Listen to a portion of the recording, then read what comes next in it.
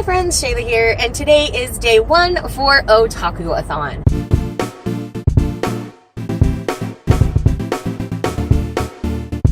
So if you are not familiar with what Otakuathon is, I will leave my announcement video linked down below. Go check that out and then come back to this video if you don't already know what's going on. Essentially, it's a manga and anime based readathon hosted by Kristen over at Super Space Chick and Alexa from over, I forget her exact channel name, but it'll be linked down below because both of these ladies are amazing. If you're not following them, you should, because they post a lot of great manga and otaku related content as well as a lot of booktube content. So definitely go and check them out. So I'm at a stoplight, so I'm briefly going to mention the books that I plan on reading for today.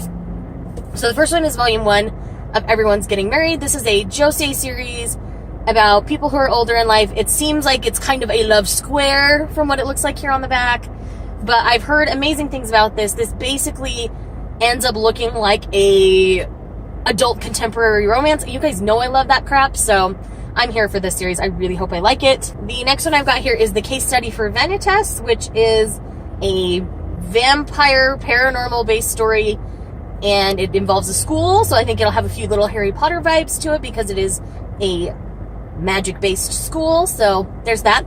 Time to start driving. I'm really excited for everything I have picked out for the entire readathon, but specifically for, I think I'm just really excited for these 3 that I'm going to kind of focus on for today. This isn't going to be daily vlogs. This is going to be a complete and whole vlog, so it'll probably be long because I tend to get long-winded when I start talking about manga. So be warned for that if you're just diving into this video and did not look at how long it was. Now you know why it will be as long as it is. But yes, I really like manga-based readathons because I feel so accomplished by the end, because I usually end up reading everything on my TBRs and sometimes more. If you watched my TBR, you know I'm going to be rereading Orange. I am saving rereading the entire series for Sunday. That's going to be my focus Sunday, is just to reread all of Orange. Partially because my friend still has my copy of the first omnibus, which I'm going to try to track down today or tomorrow. I'm probably just going to end up showing up at her house saying, hey, can I steal it back? Because I know she's finished reading it. We've already talked about it, so I know that she's done. I just need to get that back from her. And then I have some other things I want to read as well, just because I'm a glutton for my own punishment, I guess. And then I'll be rereading all of Fruits Basket for Rereadathon. You can check out my announcement down below if you want to know more specifics on that. So yes, there will be lots of links in the comments. Anybody I talk about in this vlog will be there in the comments, or not the comments, in the drop down there, in the description. That's the word I'm looking for, description. But yes, all right. I'm coming up to a stop sign real quick. I'm just gonna flash this, and that's a bride's story. It's so beautiful. But this essentially is the story of a bride. I know it's a seinen or seinen, I never know how you say that, series, which usually means it's geared towards men. Now, my experience with seinen before has not always been positive. If you watched my 24-hour Manga Love Readathon vlog, you saw my reaction to Moteki, which is that kind of a story. These typically have come across to me as hyper masculine, and these guys making stupid decisions and being total jackass while still getting the girl in the end. Like, that does not sit well with me. You have to know this. So I hope that I don't run into too much of that in a bride story. I expect to run into some because we're dealing with, you know, ancient Japan. I'm not 100% sure what era we'll be in. But anyways, so we're dealing with, you know, the mentalities of the past. So I expect to run into some of it. And I think for me, that kind of stuff is more easily forgivable in an older setting, in a more historical setting, because they obviously didn't live by the same value system that we have because they didn't have it. So I can't hold them to that same standard. I just hope it's not portrayed in a toxic way like I felt Moteki was. And Moteki was a modern, well, mostly modern. I mean, the dude was using a flip phone. But, you know, they still use flip phones overseas. We're just kind of weird. Nobody uses flip phones here. Well, I can't say nobody. People still do, but the majority of our populace does not. But that's not the discussion we're having today.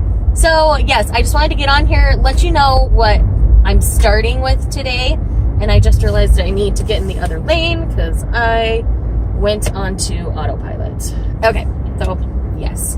Anyway, yes, that is the plan for today, to read these 3. I know A Bride Story, the artwork is super detailed. I flipped through it a little bit after I got it. And I'm reading A Bride Story and Everyone's Getting Married on the recommendation of Simply G. She and I have talked more over the last little while. We're all in the same kind of group, manga and anime chat. There's a bunch of us that chat together. And so I've gotten to know her better through that.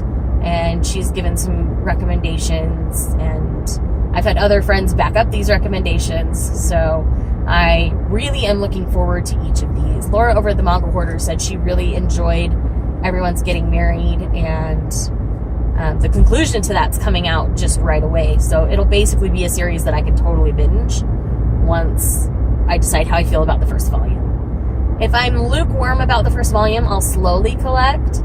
But if I like it, then I'll just go buy them all and binge it. Because I'm that person. Anybody who watches my channel knows this.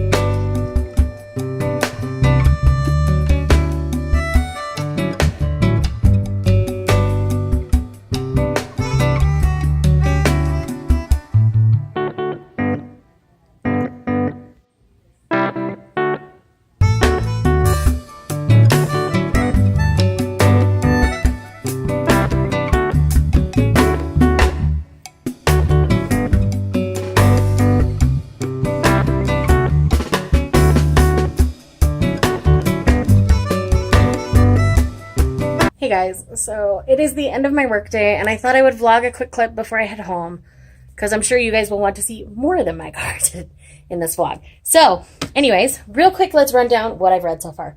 So I read Volume 1 of Everyone's Getting Married by Izumi Miyazono. Again, Japanese names, you have to forgive me some. This is about Asuka and Ryu. So Asuka is a 24-year-old woman who is ready to get married. Her boyfriend of 5 years doesn't want to get married. He breaks up with her. So at a wedding, she meets Ryu, who is a local celebrity. He's on the news, and they cross paths, and he admits he has no desire to ever get married. He doesn't understand marriage at all. And here she is, the woman who wants to quit her job, be a homemaker, and just be a wife. It ends up being a romance between the two of them. This is definitely that enemies to lovers trope. I love that. I love meeting at a wedding tropes. Like, this is already ticking so many of my boxes that I am just here for it thus far. The romance budding is definitely slower burn. They're not just jumping right into things, which I like. So I know this is complete at 9 volumes, so there's a good chance I'm going to binge this fast because, man, I am all about this sucker. Highly recommend. Next on the list, we have the case study for Vanitas. This is about a vampire named Noe who is looking for Vanitas and the Book of Vanitas. And while on a steampunk airship, so yes, this has steampunk elements, and he's on his way to Paris, like, again, ticking more of my boxes. He, through a set of circumstances, meets Vanitas here, who has the Book of Vanitas, and he is trying to save the vampire race. It's really interesting. It's really fun. This is from the same creator as Pandora Hearts, so I really love the art style. Sorry, this arm is tired today. So yes, I really love the art style on this one. So it's going, again, I think this one's going to be a slower collect. I don't have the desire to binge it, but I'm definitely interested in continuing. And I know I mentioned in my clip this morning that I was worried about A Bride Story. I read this, and good lordy, I need the second volume. This is an age gap freaking romance. You guys know, I've been talking about this a lot more on my channel recently. I have a sucker for a good age romance trope.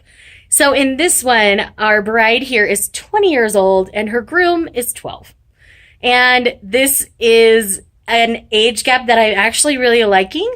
Nothing super naughty has happened at this point. She's very practical. She is a strong, empowered woman. So even though she is a bride to a child groom, she is very resourceful. She offers a lot to the family that she marries into. One of the things she does is she's trained to hunt. So she goes out and hunts rabbits and makes rabbit stew because they've never had rabbit and some things like that. And, you know, obviously this is many, many years ago, and her family is trying to take her back to give her to a different family. But her groom's family is not having that at all. Anyways, the art in this book, like, look at this. It is stunning. So much detail. Such expressive eyes. Like, everything I love in manga art is in A Bride Story. This is one where I frantically want to run to Amazon and buy everything, but something happened the other day that I haven't mentioned yet. My debit card went MIA, so I'm currently without a debit card. So all of my online ordering is kind of put to a stop here for a moment because I can't. And I can't find anywhere locally that has A Bride Story, so I'm like super sad right now. So yes, I'm just gonna go put it all in my Amazon cart and go beg my husband because I really want it. Oh, I can't even tell you. So I was worried about this falling into a lot of the same tropes that Moteki did, and it's definitely not so far. Like, I really love our female character. We're primarily getting the groom's perspective on things, which I'm okay with, actually. He's young enough that the, like, super pervy problematic things I was having with Moteki are not in play here. So I'm really enjoying that. Anyways, so there's this one moment in this volume that they're trying to stay warm. And so I'm sure you can figure out what kind of happens. And his reaction to all of that is super innocent and super sweet. And it's just so good. Like, I don't want to say what's going on in that part. I'll probably cut that out of this clip because I don't want to spoil anything. But yes, as long as innocence is in play with age gap romances, I tend to do much better with them. And that's definitely what's going on here right now. That might change in the future of this series. I don't know.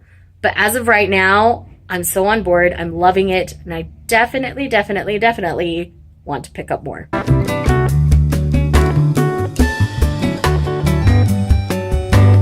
All right, friends, quick update. So I just finished Welcome to the Ballroom Volume 1, and I absolutely adored this. So in this, we follow Fujita, who is a middle schooler at this point, like getting ready to go into high school middle schooler.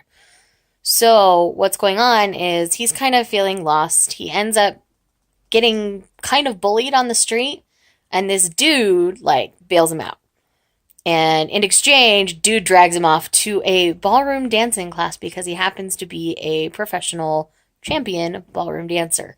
And they've opened a studio to teach, and so they kind of drag Fujita into a class. Fujita ends up really liking it and striving to become a pro himself.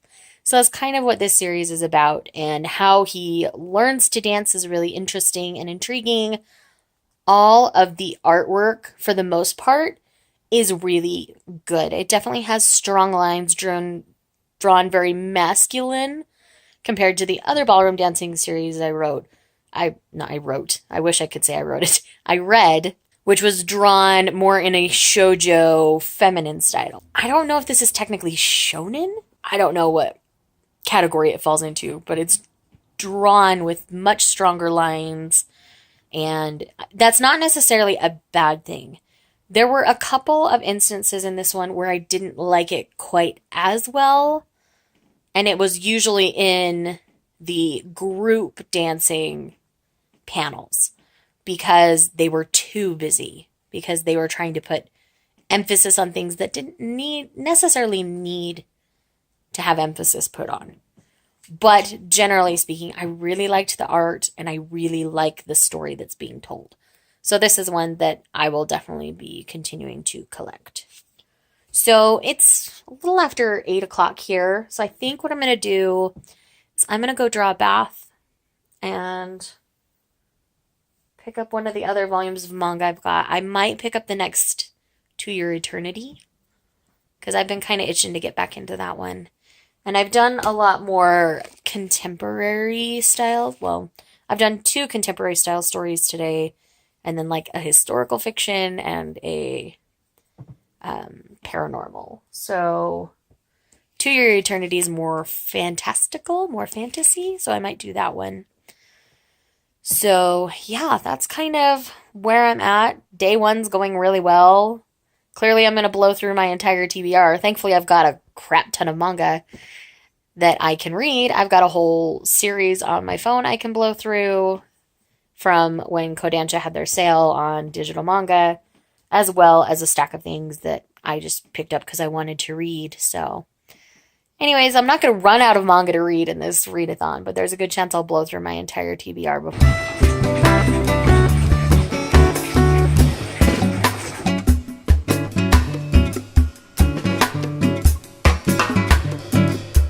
Friends, so it is much later since my last update.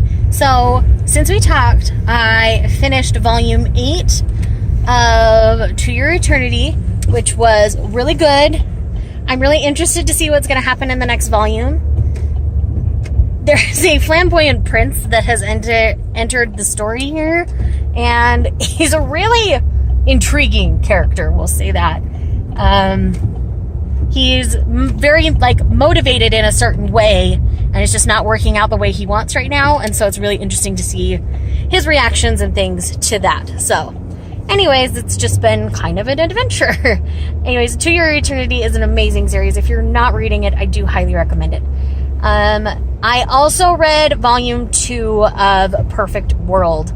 This story continues to delve into deep topics. It continues to be this amazing story about people, broken people at that. And so this is the second volume. For those of you who aren't aware what Perfect World is about, it is about 2 high school classmates. The girl had a crush on the guy in high school, but when she was ready to confess to him, he had a girlfriend, so she didn't.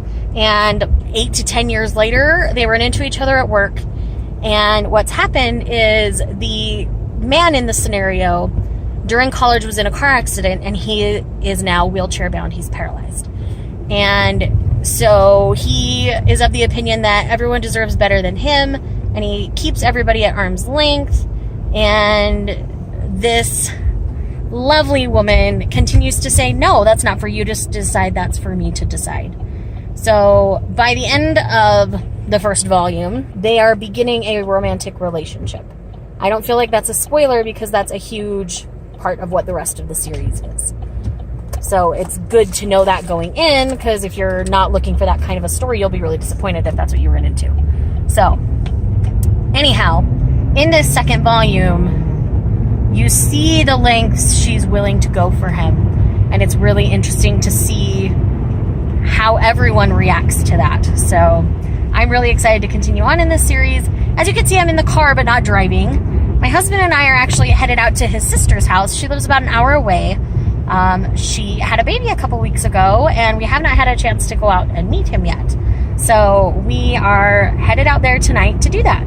So I'm going to continue to read A Perfect World on my phone while we drive. So that's kind of the plan. Obviously, you won't see vlog clips because you guys know when I'm reading on my phone, I can't vlog because I vlog from the phone. So anyhow, that is the plan during the drive. I'm sure I'll take some time and chat with the husband as well. Work was crazy, so I didn't get nearly as much reading done as I normally do because it was a busy day. Saturdays tend to be that way when you work in the hair salon. So anyways, I need to put my hand down so my husband can see better. So yes, check in with you guys later. Hey friends, quick reading update for you. So it is the end of day 2 of Otakuathon. Yes, it's Otakuathon. I almost said Contemporary-a-thon. But I just wanted to do a quick update. While we drove to visit his sister, I ended up reading volume 3 and volume 4 of Perfect World. This story is so realistic and so well told. It doesn't pull any punches. I still am struggling with certain aspects of the story at this moment at the end of volume 4, but I think those will be resolving themselves within the next volume. And I look forward to continuing. I'm not going to be doing another update tonight. Sorry, I'm just a little tired and not feeling that great. So I might read a little more tonight, I might not. But I just wanted to do a quick update, let you guys know where I'm at, what's going on. Tomorrow the plan is Orange and whatever else I can get read. And then we'll see what's left for Monday, because it's a 4-day readathon, so... Hey friends, so I am in the car. We are getting ready to go to church. It's about 8:30 in the morning. Our church starts at 9. And I'm in charge of leading the music at church, so we tend to be there early so that nobody worries whether we're going to be there or not. Anyway, so quick update. I have read up through volume 7 of Perfect World now, and holy crap, this story is amazing. It is so good. It is so realistic to me. Like, I feel like everyone is reacting in a way that's believable. I really feel for these characters in every way, shape, and form. And in examples of relationships with people with disabilities, you see people who make it work, and you see people who can't make it work. And so you see the good, the bad, and the ugly of all these situations, and it is so real. I'm still rooting for our main couple, obviously, even though currently they're with other people. But I really feel like they are supposed to be together. So, I'm gonna be their team always, but yeah, I'm really super loving this. I'm hoping to pick up volume 8 here soon, but financially it just doesn't make sense for me to pick that up right now because I'm without my debit card still. So, once I get a debit card, believe me, I will most likely be picking that up. But until then, today's focus is going to be Orange, and whatever else I get read on top of that is gravy. So, yeah, that's the plan today. So I'm home from church. I've eaten. Husband and I watched the latest episode of Fairy Tale because I want to finish it out. So I just got into bed to be comfy, and I'm going to pull up Orange. Now, I wasn't able to actually get my omnibus back from my friend. We just kept not connecting, and it just didn't work out. But thankfully, Crunchyroll, we have their premium membership, so we have access to a bunch of manga through their website. So they do have the whole series of Orange via their manga app. So I will be reading the first 12 chapters, which is the first omnibus, via Crunchyroll. And then I've got my omnibus of the second half. So that's going to be how I spend this Sunday so far.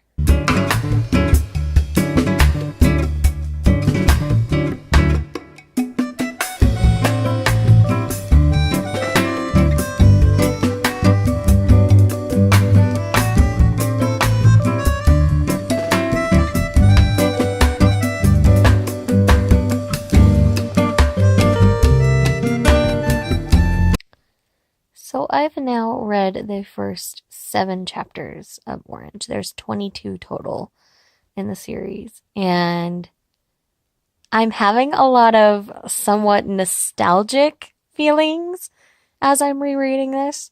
I mean, I really like this friend group. This friend group is so supportive and loving in so many different ways.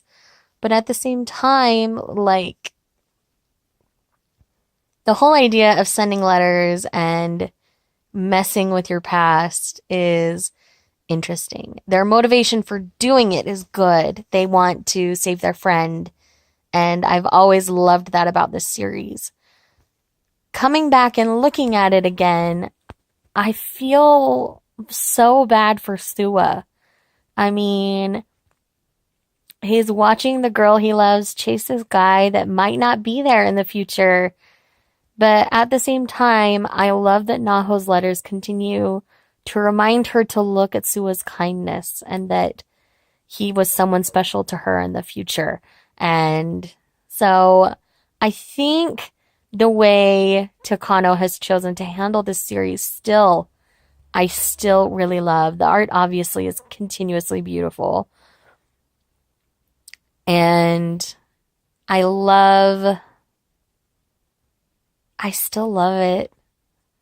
Even though I've read so much manga since the last time I read this, I still just love this story. I know some people just don't love it. It's not their thing. And I'm never going to say that they have to love it just because I love it. But I know that I still am loving this story so much. And I feel like it's flying. I mean, it's not quite noon yet. I don't remember what time it is. It might be noon by now, but anyhow, I'm really enjoying it. So I'm going to jump back in, but I wanted to take a quick pause and let you guys know. The scene at the pool just happened. So again, for spoiler reasons, I'm not going to tell you anything other than the scene at the pool. But yes, I'm loving it again, and it just makes me really happy to read it. Revisiting this story just truly is warming my heart. Even though there's really just this dark and sad undertone to the entire series. And I'll never shy away from that dark and deep undertone, because that is what makes this story so good. Otherwise, this would just be a normal kind of fluffy shoujo if you didn't have this deep, dark depth and dealing with such a tough topic as suicide and the death of a friend. I mean, there's so much that is so good in this series and how they handle it. So yeah, anyhow, I just wanted y'all to know how I was feeling. We'll chat more later.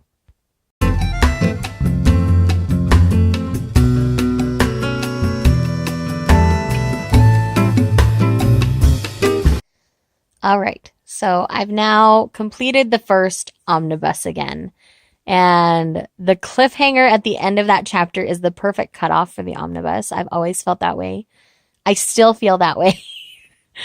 And I seriously love this group of friends. I think that's always what's pulled me into this story. Other than the way they approach the darker themes of this story, it is the friendship that they share and the way that they support each other. And it's just so good. I still love it, guys. Like, I'm still just this little noob fangirl when it comes to this series. I still love it. It still just warms my heart and makes me so happy. So yeah, that's just kind of where I'm at with it. I've really enjoyed my reread thus far. It's about 12:30 now. I'm going to run downstairs and grab you something cold to drink, and then come back up and crawl back into the bed and start in on the actual omnibus. Because, yes, why not? And I'm using a pillow to prop up my phone because I'm lazy bones today. But yay for more orange.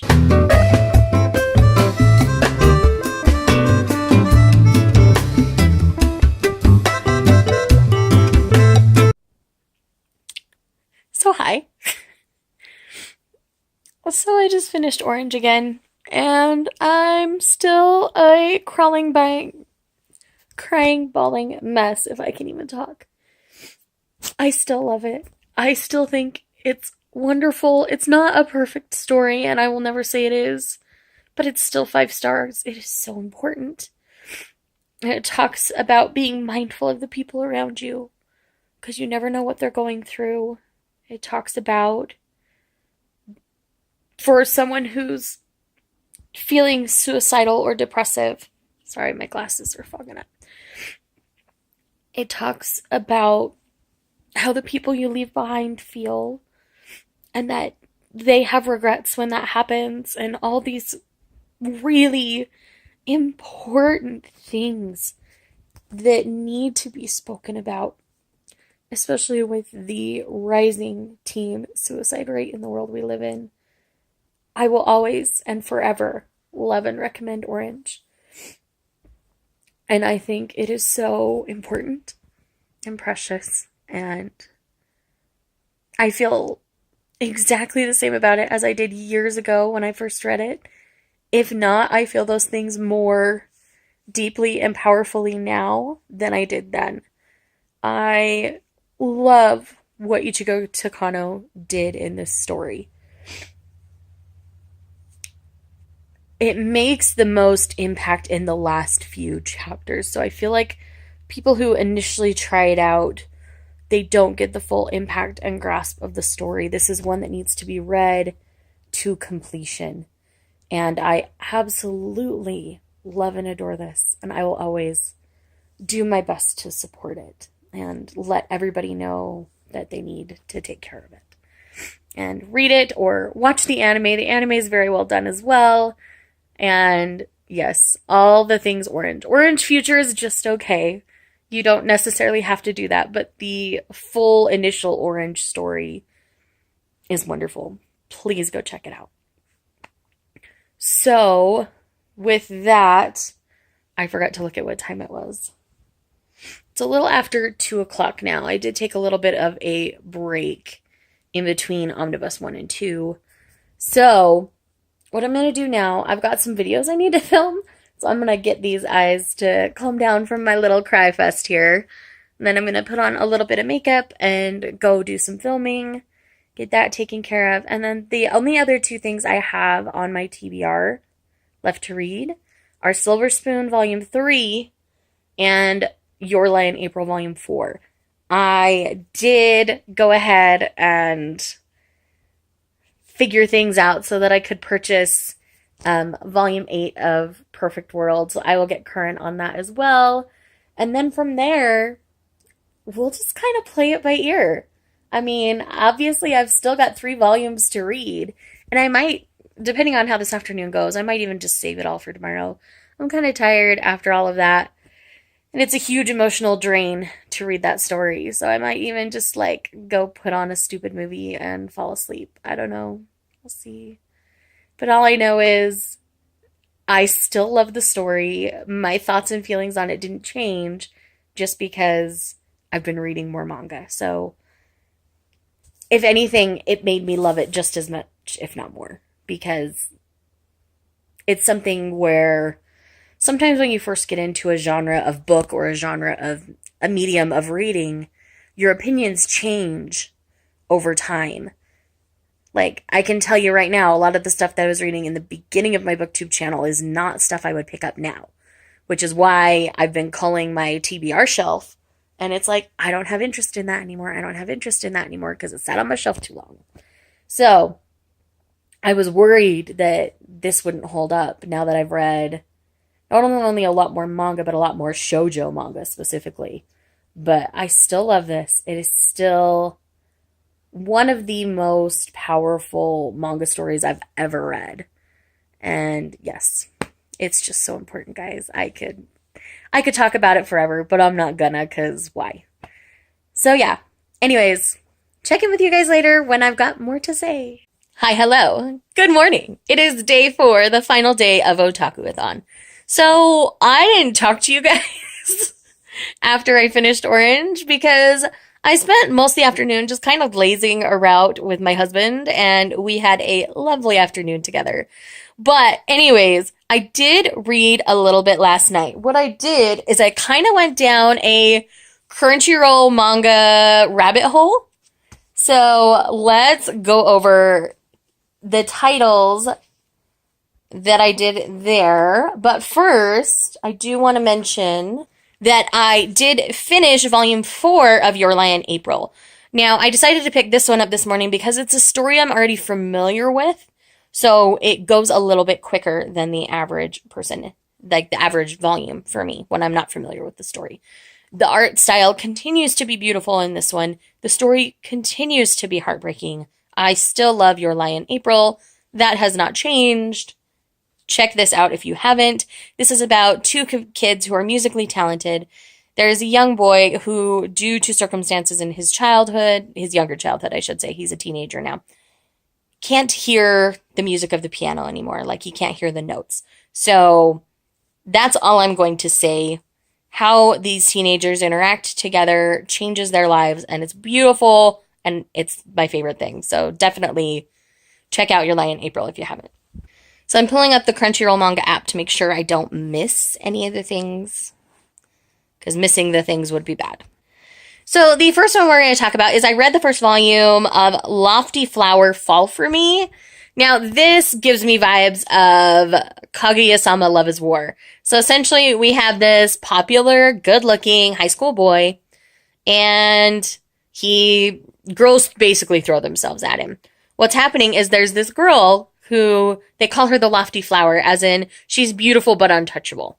So he kind of starts to approach her. They start to form a bit of a friendship, and she comes to him and says, hey, I have this habit of reacting like a badass to everything, and I want your help with that, because he's popular, and so she wants to be popular too. So basically, it's like a reverse shoujo manga where he's the girl and she's the boy, but he's mortified that he's the girl. It's hilarious. It's one of my favorite things. I couldn't keep myself from laughing out loud while I was reading it. It was absolutely fantastic. I read all 3 chapters out of Recollection by Ichigo Takano. So there's a slow digital publish of this series where essentially this guy wakes up, doesn't remember anything, and there's this dude with glasses in his apartment claiming to be God. And so God is filling in the blanks of this dude's life, and he's supposed to be starting his first day as a teacher at this school. Shenanigans ensue. Like, it's fun. I'm really liking it. It's taken a different tone than the other Ichigo Takano titles I've read, which are Dream and Sun and Orange. So when I saw this, I'm like, ooh, sounds fun. And I have a cat who's trying to rub himself all over my tablet and knock things over like he just did. Stinker. Anyways, so yes, highly recommend checking that out if you can. I've not seen it anywhere else. I've only seen it here. And then I read the first chapter of Love Theory, and it just seemed curious. You know, you've got a girl with a video gaming system interface, so I really wanted to know what was going on. Anyways, that one definitely falls into the same kind of a story as Moteki, where you've got this dude who kind of doesn't know how to be romantic. He's 20. He's pretty young in this one. But anyways, this somewhat angel, like guardian angel, this romance guardian angel dude gets sent to him to like help him out. But the dude's a total perv. Like, he's lifting up every girl's skirt, looking at the color of her underwear. It was just insulting. So I only read that first chapter, and I'm not going to continue on with that one. So I can tell you that right now. Unless that's your thing, don't waste your time. So those are the ones that I checked out digitally via Crunchyroll's app. So I read everything that there was of Recollection, which was only 3 chapters, so you could quickly bust that out. And then I started the other one, but it's fun. So definitely check that one out. So yeah, that's kind of where I'm at this morning. So I am going to be taking Silver Spoon with me to work. I'm only going to be at work for a couple hours. And then that would complete my TBR, and I could call Otakuathon done. But we both know that's not how I work. I was able to pick up volume 8 of Perfect World, so I will most likely be reading that. And I've just I picked up 2 others. I know I picked up more. Can I Kiss You Every Day? I think it was just those 2. Yeah, it was just those 2.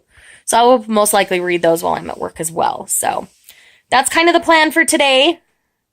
It's somewhere between 8:30 and 9 in the morning right now, so I don't have to be to work till 10, which is nice.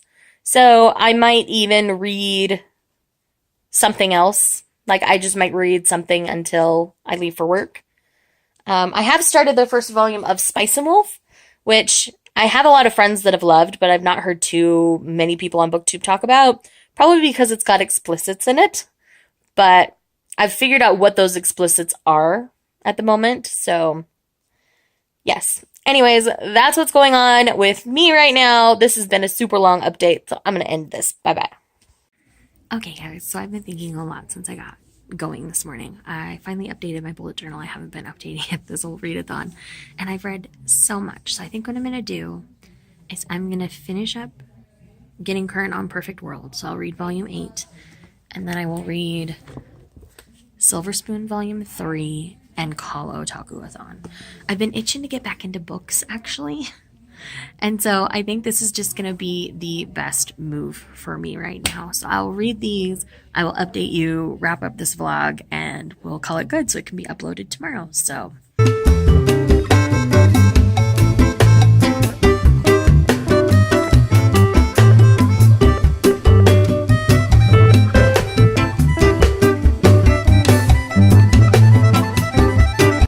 hey friends, so this is officially the end of my Otakuathon vlog.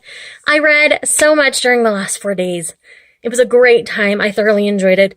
Let me talk about the last 2 things I read. So we'll start with volume 8 of Perfect World. Holy crap, that volume healed my soul in a way I didn't know I needed. It was amazing. Absolutely love it. I continue to love this series consistently. I think everything is very accurate. Nothing is overly glamorized. And you look at the good, the bad, and the ugly of a situation of someone who's in that kind of situation. I strongly and highly suggest you all check it out. I will leave a link down below to where you can pick it up. Also, I will leave the survey for Kodansha, because they tend to put out a survey where they ask what people want published. And I highly encourage you all to encourage a physical publish for Perfect World, because it is so important. I think so many people need this story. So I strongly and highly recommend you all do that. All of these volumes have gotten like 4 or 5 stars from me. They are fantastic. I absolutely love the series. Will continue to support it the best way I can. And then the last thing I read for Otakuathon was Silver Spoon Volume 3. Now, this isn't the last thing I read because I kept putting it off because I don't like it. I absolutely adore this series. It's so fun. It's the same mangaka that does Full Metal Alchemist, so you know you've got quality writing on hand, and you also have quality art. This gets so detailed into the agricultural world, it's kind of insane. So know that going in. If you're a little bit squeamish, you're not going to enjoy this series, but I thoroughly enjoy learning about the agricultural side of things. And it's been a really fun adventure for me. So guys, I think Otakuathon was a huge win for me. If they decide to do this in future, I will happily participate again. If they ever want another co-host, I would love to join them. So thanks again to Kristen and Alexa. They're both amazing ladies. If you are not subscribed to their channels, they will be linked down below, obviously. So thanks again for checking out this vlog. I hope you thoroughly enjoyed it. I will see you guys in the next video. Bye.